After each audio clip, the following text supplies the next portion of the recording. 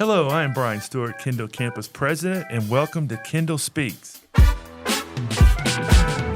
Today, Kendall speaks with Hispanic Heritage Month. So with me today is Dr. Clairem Diaz, Associate Dean of Faculty, and Dr. Sean McClain, Grant Project Director for Stitches. Welcome. We're so glad to have you both with us today to talk about a very important month coming up, Hispanic Heritage Month. Dr. McClain, we'll start with you. Talk a little bit about what the mission of Heritage Hispanic Committee is, and how does it align with the overall values of the campus community? Well, first, thank you for having me. First time here, so this is going to be very fun. So the mission of the Hispanic Heritage Committee basically is for all of us here at Miami Dade College Kendall Campus to come together and kind of celebrate Hispanic Month that goes from September 15th through October 15th. But basically, it's a celebration. It's wonderful events that Dr. Diaz and I have been able to put together and work on different things that Hispanic and Latino individuals are very proud of to celebrate, like things with dominoes and such. But I think it aligns with the overall values of our campus community because the Kendall region is about 66% Hispanic. It's a largely Hispanic populated community. And Miami-Dade College itself is a Hispanic serving institution. So I think Hispanic Heritage Month is a very, very important month for Miami-Dade College personnel and the students based on the large population of Hispanics that we serve here. Very good. We appreciate your leadership in that.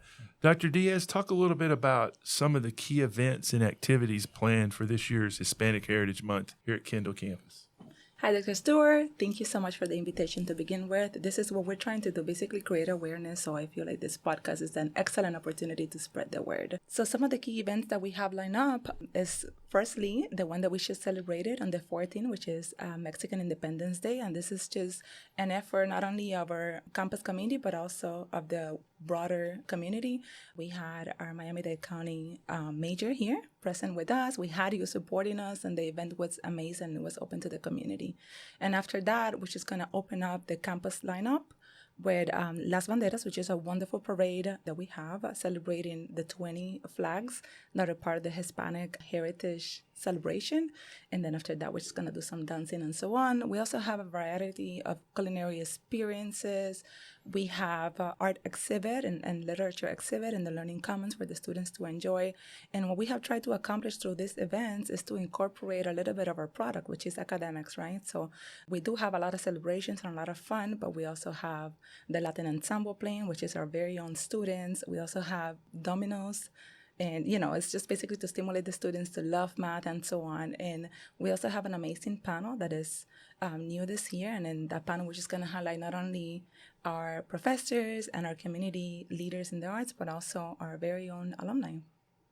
Very good. I had like you mentioned, the Mexican Independence event Saturday was incredible. Mayor Cava was actually her birthday, so we got to sing her happy birthday. And what a crazy event. There was so much good food there and so many amazing people. And a lot of our students were there, so it was a great kickoff, I think, to the event. Well, Clairem, while we're there, why don't you tell us a little bit about how you got to Miami-Dade College? What was your path to My Kendall path to Campus? Miami-Dade College was the immigrant path, right? I arrived from Cuba, and then I come here, and the only institution that opens the doors to me is Miami-Dade College. I was blessed enough to have learned some English back in Cuba, so it was easy, and I was able to land in our English for Academic program.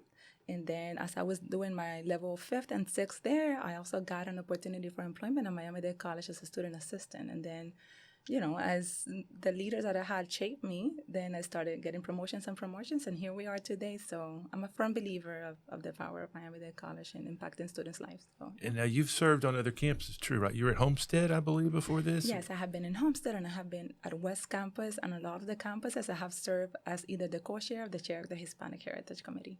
Well, great to have you here. I know that our Dean of Faculty is very blessed to have you as our Associate Dean, and thank you for all you do for this, and glad you made your way here.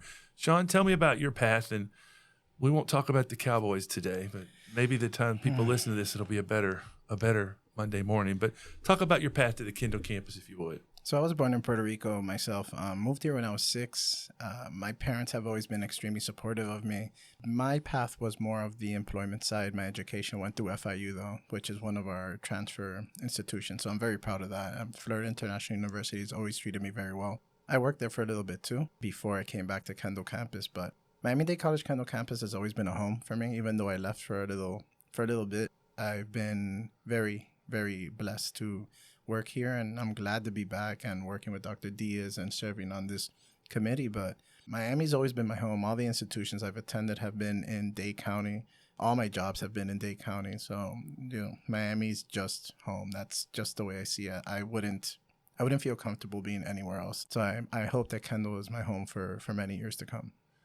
Well, please talk a little bit about the Stitches program while we have you here, because that's really an amazing program, and I've gotten to witness it at the medical campus, and I'd love to hear just a few minutes about that if you don't mind. Yeah, of course. Stitches actually, it's an acronym for Student and Teacher Integrated Center for Health Sciences. It's a program that basically was put in place because our nursing students here on Kendall Campus in the Kendall region were struggling in their barrier classes or their intro classes in the health sciences track for nursing and other respiratory care and lab clinical sciences and dental hygiene and vet tech, some of those programs, as you're well familiar with. But there was a 32% pass rate when we took over. That's one of 3 students passing. That's not great. Ever since we've taken over, we've gotten close to 59%, which is now almost 2 of every 3 students passing, which now has it's resulted in us being able to send a lot more quality students over the medical campus and just get more students through the programming. And the biggest thing about this program is the testimonials and the things that students come back to us with. We get a lot of appreciation. I get a lot of thank yous. And I have students who are actually at medical campus, or I've actually seen students at clinics who are like, oh, I took your program. And Professor Diaz Consul came to me the other day and said that one of the students who were in the Stitches program was helping her as a office assistant.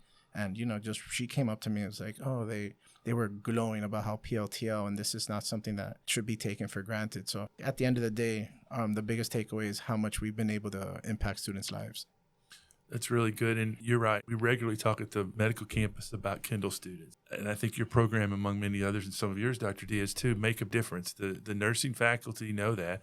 And matter of fact, when I spoke to the honor students, my first day on the job here, about half the room wanted to be in a medical field. So I think what you're doing is really important, not only hitting nursing, but health science, because there's a lot of opportunity there for our students. Especially Kendall. The Kendall region is massive in the amount of hospitals and clinics that we have around here. And that was another reason why this grant was very important. But thank you. Thank you for your words. Yeah, it is, and we have a lot of good partners there.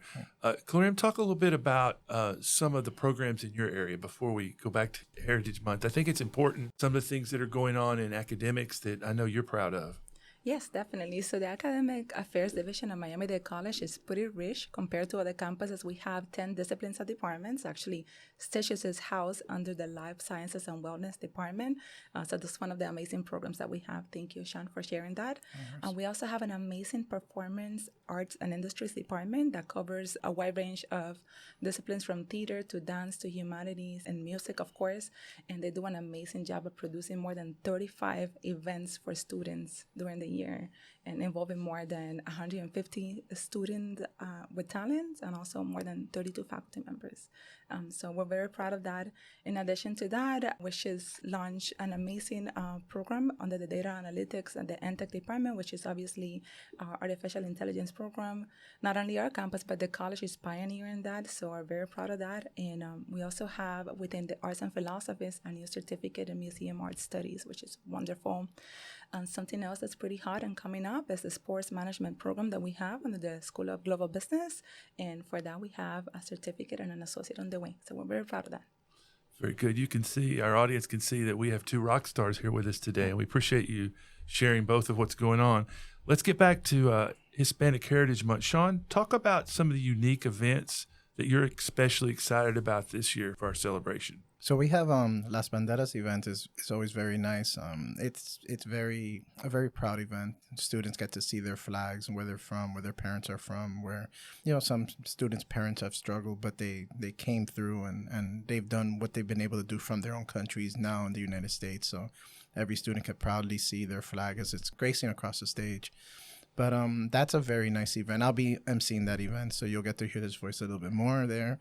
But the Fireside Chat event is something that Clairem and I, excuse me, I'm going to call you Clairem from here. Yes, for sure.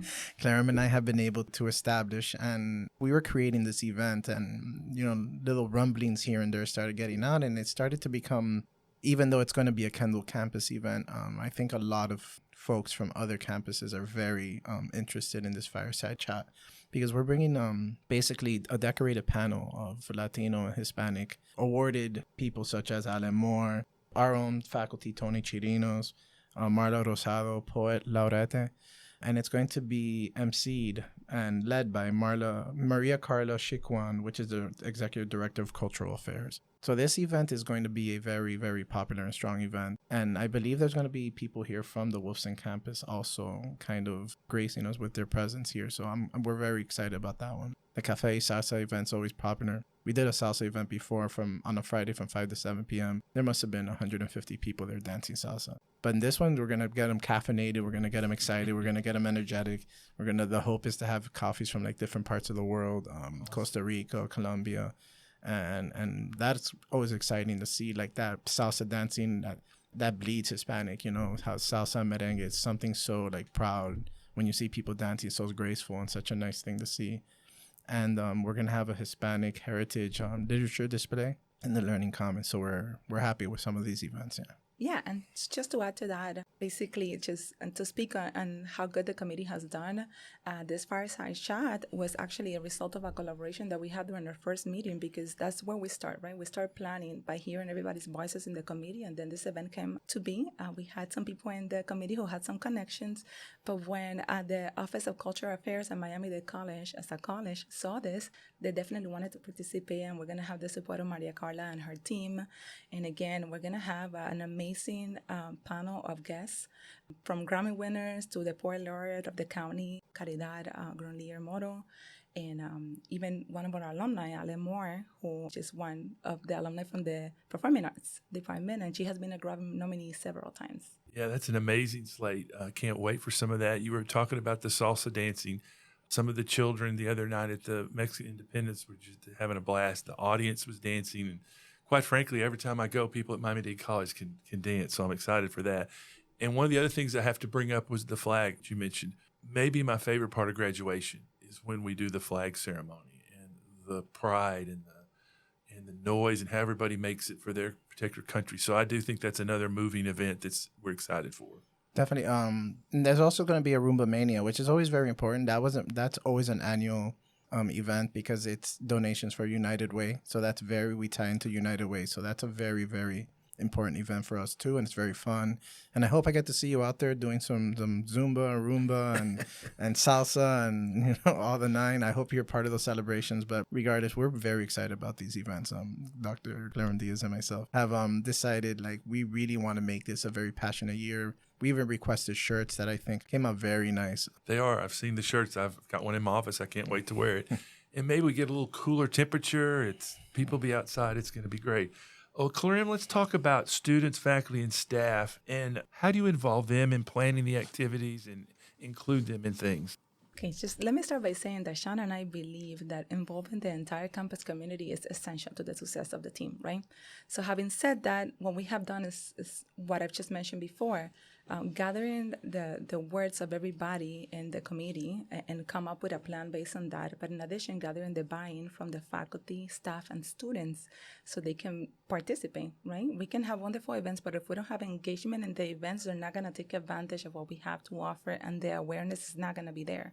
So thankfully, through your office and the help of Christina, we had a very robust committee made out of faculty, staff, and then, of course, we have Wendy, who's always a great resource, Wendy Garcia from Student Life. Shout out to her. She's supporting us tremendously, not only with engaging the students from SGA, but also from giving us an avenue to support these events, and she's make it in a way that is interesting to students and the students can engage in. Yeah, the committee's important to be a part of the work. Sean, talk about how students and staff who might not identify as Hispanic can participate or contribute in this celebration. Well, our campus is all about inclusivity. Clairem just mentioned a lot of different things about in terms of getting people to buy in. It's a celebration. It's a celebration of people. It's not just about being Hispanic. It's about being a person who just appreciates another culture. And here at Miami Dade College Kendall Campus, or I think in Dade County altogether, I think there's a large appreciation for no matter where you come from, everybody has a story. Everybody had a fight. Everybody has a struggle. So it's not just about being Hispanic. You come and celebrate with us. This is Hispanic Heritage Month, but at the end of the day, we're just celebrating people and celebrating cultures. every month here that we do something African American history or Pride Month, we celebrate. It's about making sure that everybody feels like they're a part of something. So that's how we do it. Like in our committee, it's not just compromise of Hispanic. There's different varying cultures on it, but it's, come on, let's celebrate. Let's do this. Let's do something fun. Let's come together. Let's do something where everybody can remember different things. And at the end of the day, yeah, we're going to celebrate different countries of the Hispanic, of Latin America and the Hispanic realm, but it's all about inclusivity. So we want everybody involved. Yeah, and that's what makes our college so unique, as you both have said. All the countries that come to us and people that come here and see this is a new life for them, a new way to start over. And there's so many great stories that we need to hear. And so this is just a great month. I agree.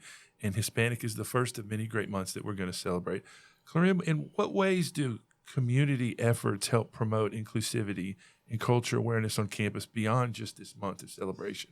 Well, community and committee efforts are basically at the heart of what we do, not only for this month, but also for the remainder of the year, because Miami Dade College is one of the largest Hispanic serving institutions in the country. United States has 571. We're number 5. So that's pretty big. And so what we try to do, and I believe that what happened during the Mexican Independence Day is a testament of how the community helps, is that we try to involve community leaders, such as the leader of our county, the Major Danila Levin Cava, to come to the campus and to advocate for the activities that we do.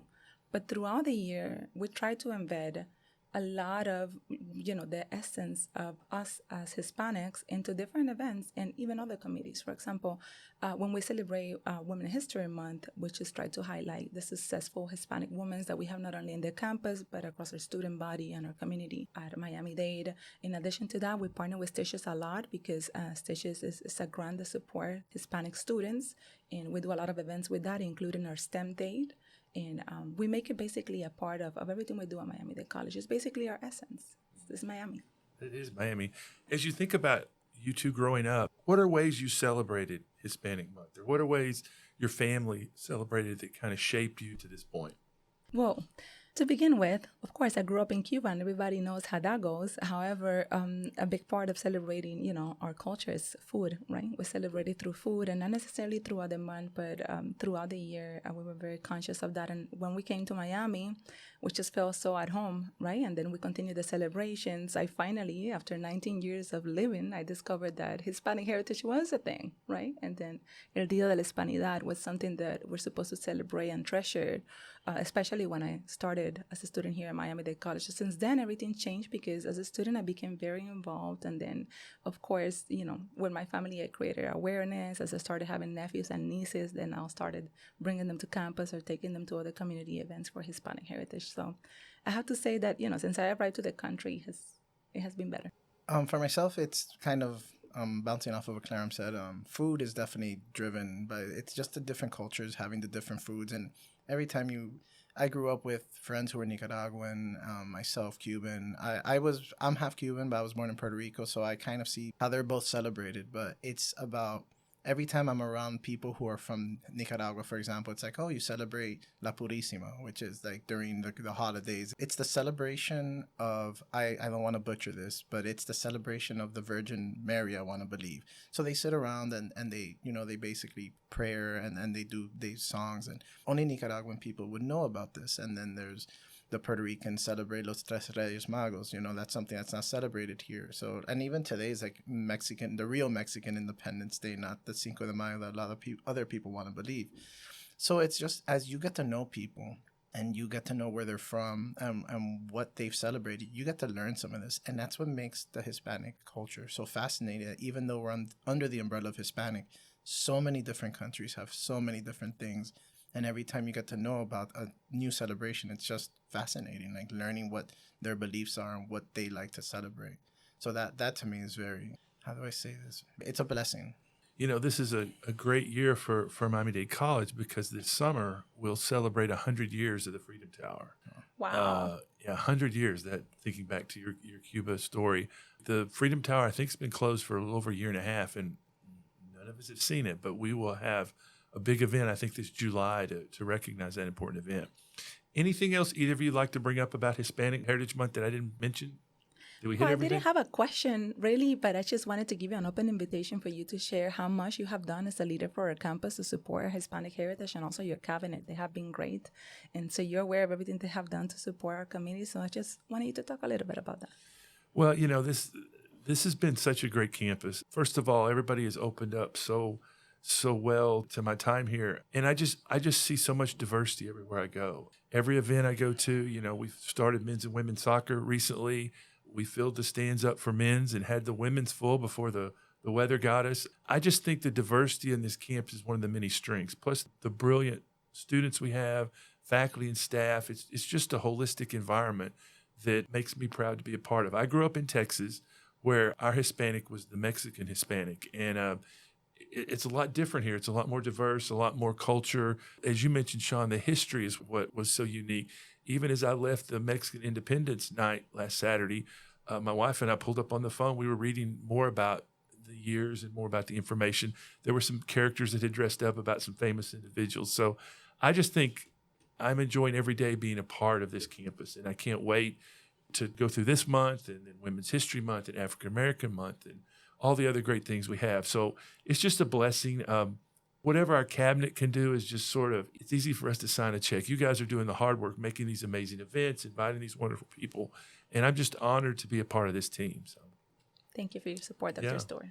Sean, any question? One of the things we did in our first podcast, our Student Government Association asked me a question. So we're going to make that a part of every podcast. If you have anything you'd like to ask me, I'm happy to try to answer it. So you're a well-known, everybody knows you like to grill and smoke food, right? So I think this year you should do un caja china with lechon asado. I think you need to try that. Will you be willing to try that for the campus? Are you going to tell me what that is, or do I just have to say yes?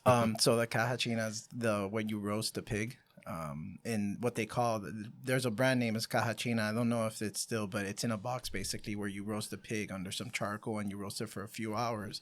So it's basically like the Cuban version of smoking food, I would say. Yes. And you do, and you put mojo on the pig and you season the pig with naranja agria and sazon and all that seasoning, a bitter orange juice, and you cook the pig for a few hours. So I think what I'm asking is, are you willing to try something like that for the campus? I am in. You're making me hungry just to have you describe it. So I'm in. I second that. Well, I want to thank you both for being here today. This has been a great discussion. I'm so excited for the month to get rolling and all these great events.